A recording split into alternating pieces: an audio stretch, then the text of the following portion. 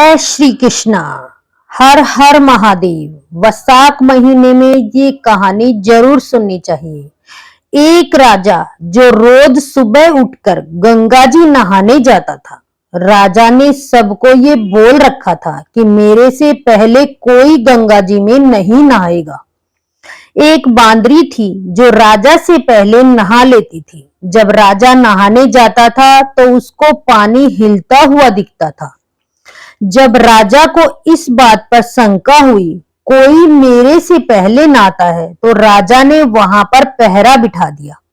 गंगा किनारे एक पहाड़ी थी जहां पर वो बांदरी बैठी रहती थी।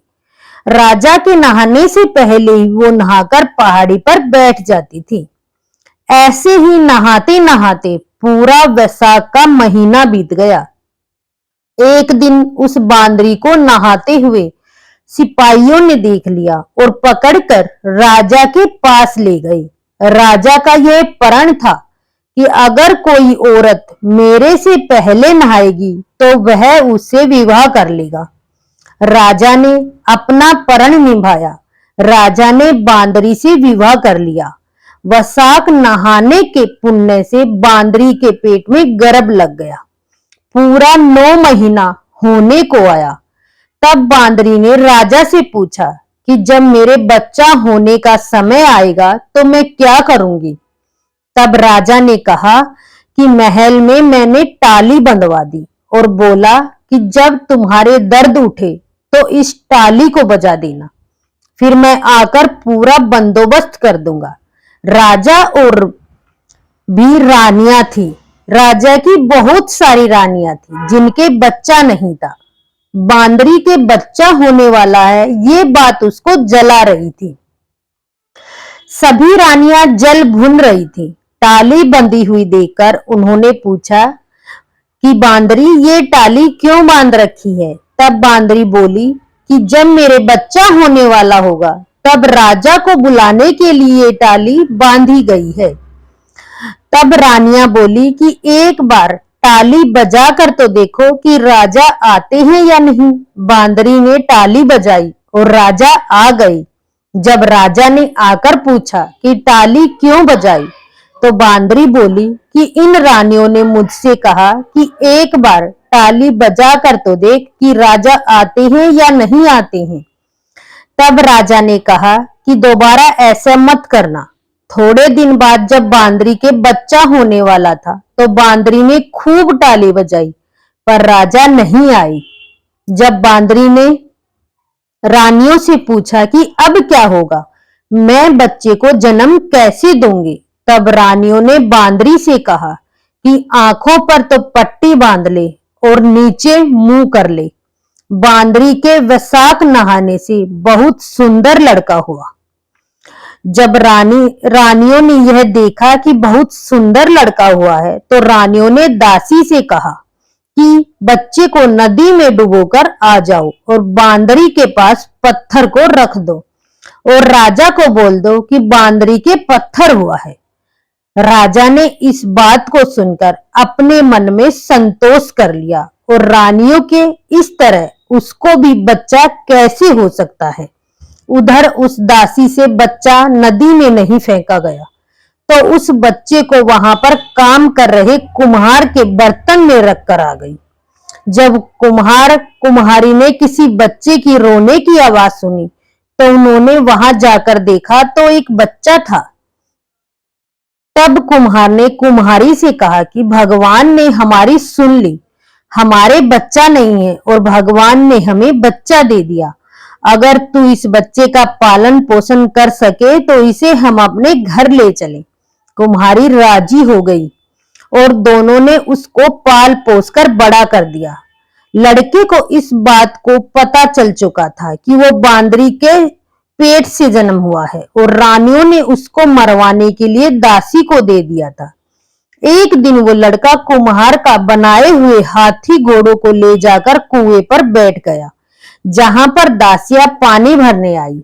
उन्होंने देखकर वह लड़का बोला कि मेरे हाथी घोड़े पानी पी लो। तब दासियां उनकी बात सुनकर हंसने लगी और बोली कि कभी माटी के हाथी घोड़े भी पानी पीते हैं क्या।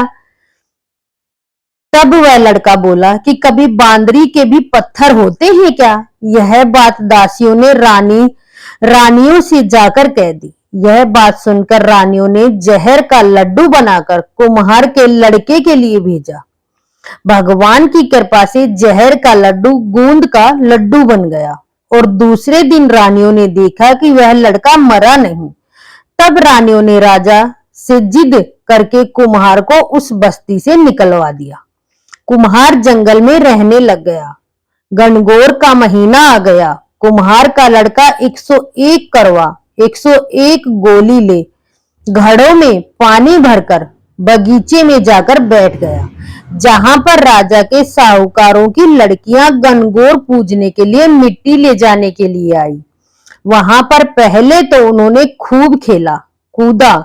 जब उनको प्यास लगी तो वे उस लड़के के पास पानी पीने के लिए आई। तब वो लड़का बोला कि मेरे पास गोली है, उसको तुम खाती जाओ और चारों तरफ फिरती जाओ, तब तुमको पानी पिलाऊंगा। इस बात से उनमें से कई लड़कियां पहले तो राजी नहीं हुई, पर प्यास मिटाने के लिए मान गई। फिर वो लड़का अपने सामने आग जलाकर बैठ गया और उनको गोली खिलाता गया, अपने चारों तरफ चक्कर लगवाता गया। ऐसा करने से सब लड़कियों के गर्भ लग गया। जब ये बात उन लड़कियों के माता पिता को पता चली तो उन्होंने उन लड़कियों से पूछा कि ऐसा कैसे हुआ। उन्होंने सारी बात बता दी। तो उसके माता पिता उस कुम्हार के लड़के के पास गए और बोले, तुम्हारे लड़के ने हमारी लड़कियों से फेरे लेकर शादी कर ली है। तो वो बोले कि इन लड़कियों को अब तुम अपने पास रखो। तो कुम्हार बोला, इतनी सारी लड़कियों का मैं कैसे पालन पोषण करूंगा। तब उनके माता पिता ने उन लड़कियों को बहुत धन देकर विदा कर दिया। थोड़े दिन बाद कुम्हार के घर 101 पोता और बच्चे हुए। कुम्हार बोला, हम पूरी नगरी को जिमाएंगे। तब सब लोग कुम्हार के जीमने के लिए आए। राजा रानियां सब आए, केवल बांदरी को छोड़कर सब आए। जब लड़के ने देखा कि बांदरी नहीं आई तो उसने राजा के पास जाकर बांदरी को लाने के लिए न्योता भिजवाया। बांदरी आई, उसको सोने की चौकी पर बिठाकर सभा में बिठा दिया और लड़की ने अपनी बहुओं को बता दिया कि यह मेरी जन्म की माता है। तो सारी बहुओं ने उसको सोने के सिक्के देती गई और उनके पैर छूती गई। बांदरी के पोते को गोदी में देती गई और बांदरी से आशीर्वाद दिलाती गई। राजा को ये बात समझ नहीं आई कि ये लड़का बांदरी की इतनी खातिरदारी क्यों कर रहा है। रानियों को यह बात समझ में आ गई, यह बांदरी का लड़का है। राजा ने सबसे बोला कि मेरा तो अपमान हो गया, मैं यहां से जा रहा हूं। तब लड़के ने राजा को रोका और बोला, आप क्यों जा रहे हो? तो राजा ने लड़के से पूछा कि तू बांदरी की इतनी खातिरदारी क्यों कर रहा है? तो लड़के ने राजा को सारी बात बता दी कि ये मेरे जन्म की माता है। जो दासी उस लड़के को नदी में बहाने के लिए ले गई थी, वहां पर ही बैठी थी। वो दासी भी राजा को सारी बात बता दी। तो राजा ने सब रानियों को जेल में डलवा दिया और बांदरी सारी बहुओं, पोतों, पोतियों और अपने लड़के को पूरे गाजे बाजे के साथ अपने महल में ले आई। सबको अलग अलग महल बनवा दिया और लड़का राज करने लगा। राजा ने कुम्हार से कहा कि आप दोनों भी मेरे साथ चलो, लेकिन कुम्हार राजी नहीं हुआ।